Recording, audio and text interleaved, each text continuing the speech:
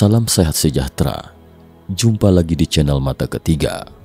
Sebelumnya Mata Ketiga pernah membahas tentang piramida Mesir. Kali ini kita akan mengupas sejenak tentang Sphinx yang erat kaitannya dengan piramida dan juga merupakan sebuah misteri besar. Patung Sphinx di Giza menjadi ikon populer Mesir. Bukan hanya sekedar patung besar, tapi juga misteri menarik di dalamnya. Patung Sphinx dalam bentuk berkepala manusia dan bertubuh singa itu ditemukan dalam misi arkeologi di kuil Kom Ombo Aswan, Mesir. Sphinx. Meskipun patung dengan bentuk kepala manusia dan bertubuh singa ini disebut Sphinx, tapi tidak diketahui apakah benar-benar berupa singa. Hanya saja karena orang-orang merasa bentuknya agak mirip dengan badan singa, sehingga disebut Sphinx. Jika suatu hari penelitian menemukan tubuhnya bukan singa tetapi binatang lain atau semacamnya, maka namanya mungkin harus diubah. Sebenarnya saat Sphinx pertama kali ditemukan, hanya terlihat satu kepala tertanam di bawah tanah. Selama ratusan tahun orang-orang mengira itu adalah patung batu berkepala manusia. Belakangan seorang insinyur dari Prancis merasa agak ganjil dan terlintas dalam benaknya, pasti ada sesuatu di bawah sana. Karena penasaran, dia membentuk satu tim untuk menggali. Dan bertahun-tahun kemudian, seluruh badan patung itu pun berhasil digali keluar. Sebuah batu besar. Patung dengan bentuk kepala manusia dan bertubuh singa itu berupa batu utuh, tidak ditumpuk seperti piramida. Patung batu ini memiliki panjang 73 meter, tinggi 20 meter, dan lebar 19 meter. Lantas, berapa lama waktu yang dibutuhkan untuk membangun Sphinx masih belum diketahui. Namun ditilik dari teknik pembuatannya kala itu, pastinya memakan banyak waktu yang sangat lama. Kapan dibangun? Adapun terkait kapan pastinya Sphinx itu dibuat juga merupakan misteri terbesar dan merupakan titik perdebatan terbesar dalam arkeologi. Pada awalnya, para arkeolog umumnya percaya bahwa Sphinx dibangun setelah piramida Agung Giza selesai dibangun sekitar tahun 2500 sebelum Masehi. Selama bertahun-tahun dan seiring perkembangan ilmu arkeologi, telah terjadi banyak kontroversi mengenai masa konstruksi Sphinx. Ada yang mengatakan bahwa dari hasil analisis tingkat pelapukan atau erosi air dari beberapa batu di sekitar Sphinx, dibangun sekitar 5000 sebelum Masehi atau bahkan lebih tua. Karena sudah sangat tua sejarahnya, bahkan peradaban manusia pun belum ada saat itu, sehingga tidak diketahui proses pembuatannya. Wujud aslinya. Apa yang kita lihat sekarang adalah bentuknya berupa kepala manusia dan bertubuh singa. Namun siapapun yang pernah melihat Sphinx akan merasa bentuk kepalanya terlalu kecil, sementara badannya terlalu besar. Menurut persyaratan orang Mesir kuno dalam bidang karya seni, ukiran atau patung batu yang dibuat, mereka lebih mengutamakan secara proporsi, menekankan pada estetika. Jadi Sphinx ini jelas tidak proporsional. Menurut arkeolog, bahwa Sphinx yang kita saksikan saat ini adalah hasil ukiran kemudian, jadi tidak diketahui wujud aslinya seperti apa. Banyak orang menduga bahwa karena itu adalah tubuh singa, maka kepalanya seharusnya berwujud singa. Sementara itu ada juga yang berpikir bahwa kepala dari Sphinx itu adalah Anubis, yaitu dewa mumifikasi dan kematian Mesir kuno. Dia yang bertugas membawa orang mati ke alam barzah. Dewa Anubis ini adalah dewa berkepala anjing, tetapi sebenarnya bukan dewa berkepala anjing, melainkan jakal, yaitu sejenis mamalia omnivora kecil yang berasal dari genus Canis, yang anggotanya juga meliputi serigala dan anjing. Dan jika memang berwujud jakal, maka tubuh Sphinx mungkin bukan singa melainkan jakal. Kepalanya berupa jakal karena Anubis adalah penjaga dan pelindung orang mati. Jadi wajar saja dibangun di sebelah mausoleum. Tapi banyak juga orang yang keberatan dengan teori Anubis, karena piramida itu sendiri sama sekali bukan mausoleum. Adapun terkait fungsi piramida, sepertinya Mata Ketiga juga sudah pernah membahasnya. Jadi di sini saya tidak akan mengulanginya lagi lebih lanjut. Siapakah sosok wajah manusia pada Sphinx itu? Para arkeolog membandingkannya satu persatu dengan relief mural, dan tidak ada yang sama seperti itu. Saat sedang membandingkannya, mereka menemukan bahwa di antara relief mural itu sekilas terlihat seperti kepala Fir'aun. Tapi dilihat dari alis, mata, hidung dan bibirnya, itu adalah sosok wajah wanita dengan mata besar disertai senyum halus. Dan telinganya seperti mirip dengan Nefertiabet, putri Fir'aun Khufu, tetapi wajahnya tidak sama. Sekarang hidung Sphinx juga sudah hilang, sehingga semakin sulit ditebak. Konon katanya hidungnya patah oleh tembakan Meriam Napoleon. Namun nyatanya para arkeolog mengatakan bahwa hidungnya sudah hilang jauh sebelum Napoleon menembaknya dengan meriam. Semula ada dua Sphinx. Orang Mesir kuno sangat mengutamakan dualisme budi tubuh atau dualitas budi tubuh, yaitu gagasan dalam filsafat budi bahwa fenomena-fenomena budi merupakan fenomena non-fisik atau pandangan bahwa budi dan tubuh merupakan dua hal yang terpisah. Artinya, segala sesuatu yang dibangun orang Mesir kuno itu berpasangan. Nah, jika Sphinx itu memang dibangun oleh orang Mesir kuno, maka seharusnya ada sepasang singa batu di makam itu. Tetapi sekarang hanya ada satu. Bukankah terkesan aneh? Lagi pula, ada relief Sphinx di dalam mural Mesir kuno. Sphinx dalam relief itu sudah berupa wajah manusia, tetapi ada sepasang dalam lukisan itu.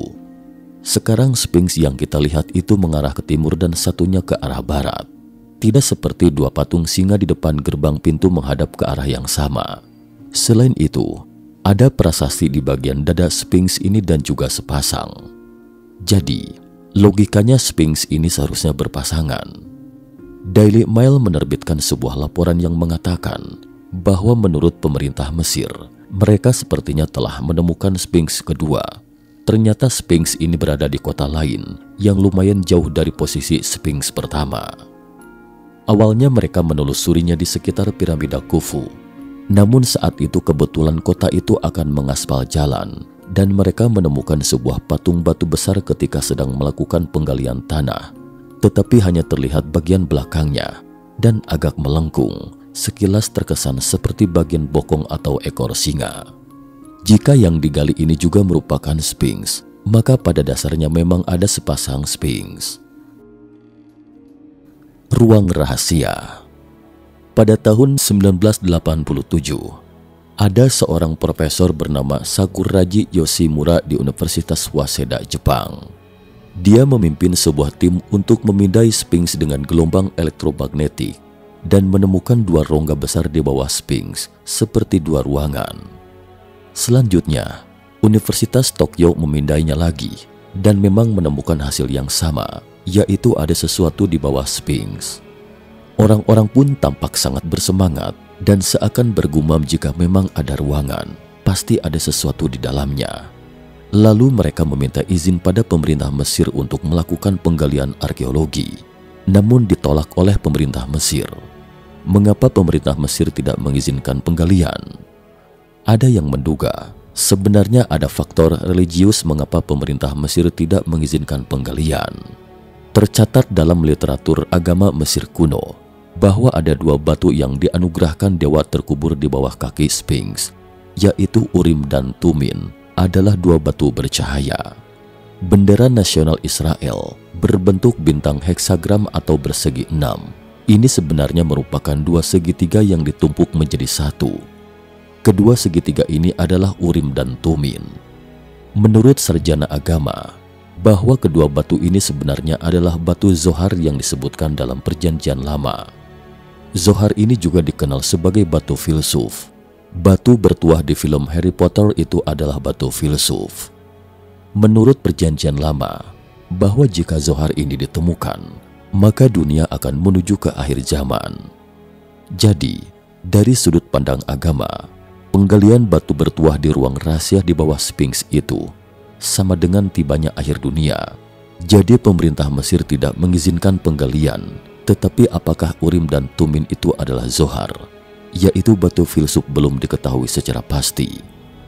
Konon batu itu adalah senjata gaib pemberian dewa. Lalu kenapa bisa menjadi akhir dunia? Terkait interpretasi dunia ini, ada yang menduga bahwa itu adalah awal dari era baru, yaitu akhir dari abad yang lama. Jadi itu seharusnya adalah sesuatu yang baik.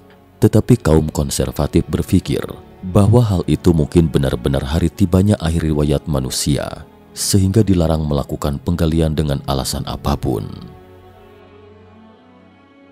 Bocah dari Mars. Bocah dari Mars itu sebenarnya adalah seorang bocah tanggung asal Rusia. Ia lahir pada tahun 1996, tapi sekarang dia sudah berusia 22 tahun, tidak bisa dianggap bocah lagi. Sejak kecil, orang tuanya mendapati anaknya itu adalah seorang jenius.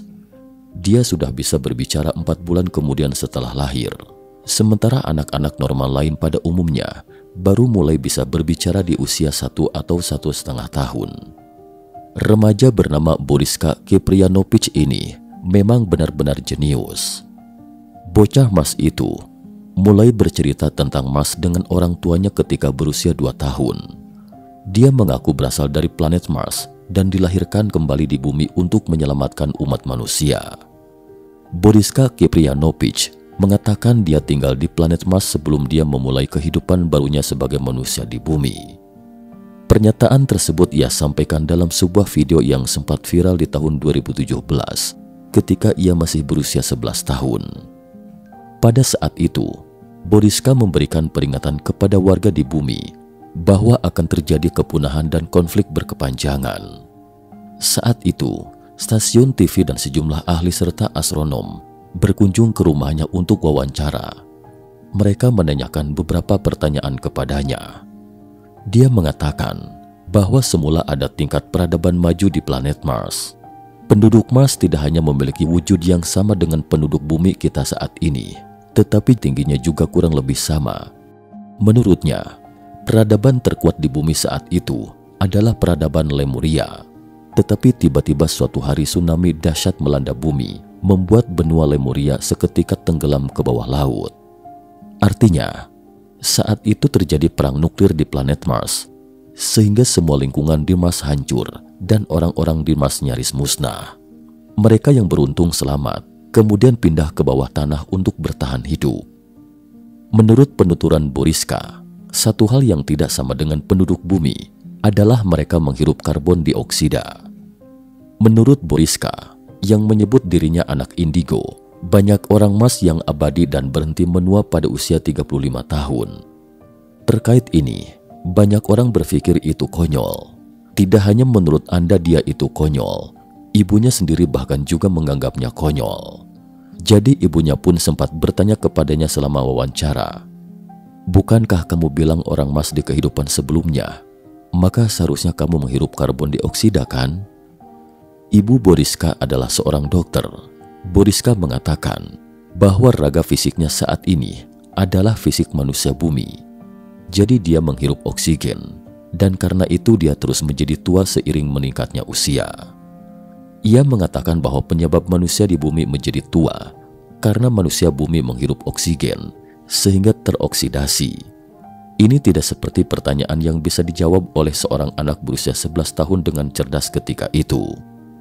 Beberapa sarjana bertanya kepadanya, "Kamu bilang menerbangkan pesawat luar angkasa. Lalu apa sistem pendorong pesawat luar angkasa kamu itu?" Boriska dengan tenang menjawab, "Pesawat ruang angkasa saya adalah plasma, tetapi kami tidak menggunakan plasma untuk perjalanan jarak jauh. Kami menggunakan lubang cacing," kata Boriska. Karena dia menerima wawancara ini, secara logika, seharusnya dia sangat populer, tetapi sekeluarganya lenyap ketika itu. Ada banyak spekulasi tentang lenyapnya keluarga Boriska. Ada yang menduga mungkin karena banyak penggemarnya, sehingga membuat kehidupan damai mereka terganggu. Jadi mereka menyembunyikan diri dari hiruk-pikuknya masyarakat. Ada juga yang mengatakan mungkin sesuatu fakta yang pernah dia katakan didengar oleh pemerintah setempat, sehingga seluruh keluarganya diamankan oleh pemerintah. Di kemudian hari nanti, kita lihat saja perkembangan teknologi Rusia. Jika perkembangan teknologi Rusia berkembang pesat dan menghasilkan beberapa pesawat ruang angkasa dengan sistem plasma, maka pada dasarnya bisa dipastikan ada hubungannya dengan Boriska. Selain itu, Dia menyebutkan satu hal yang sangat penting yang terkait dengan topik kita hari ini. Boriska mengklaim bahwa rahasia semua kehidupan manusia dapat dibuka dari dalam Sphinx Mesir. Kehidupan manusia akan berubah ketika Sphinx dibuka. Ia memiliki mekanisme pembukaan di suatu tempat di belakang telinga. Saya tidak ingat persisnya, katanya. Di dalamnya berisi sejumlah pengetahuan dan teknologi canggih dan peradaban maju yang dulunya dimiliki manusia. Hal ini tiba-tiba sepertinya terhubung dengan dua ruangan rahasia di bawah Sphinx. Boriska mengatakan, jika Sphinx itu dibuka, manusia akan mengalami perubahan drastis dan sebenarnya ini erat kaitannya dengan akhir dunia. Sphinx di Pakistan. Pada tahun 2004, Pakistan mengatakan bahwa mereka juga menemukan Sphinx di sebuah pegunungan.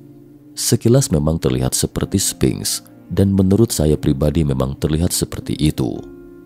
Sementara itu saat NASA mendarat di Mars, NASA sempat mengambil beberapa foto dengan pendarat Mars ini dan mengabadikan sebuah objek Sphinx. Di Mars memang ada batu kecil yang bentuknya sangat mirip dengan Sphinx. Selain itu juga ada sebuah gunung segitiga di belakangnya, tampak persis seperti piramida, sehingga membuatnya semakin mirip Sphinx. Sekian dan terima kasih atas perhatiannya.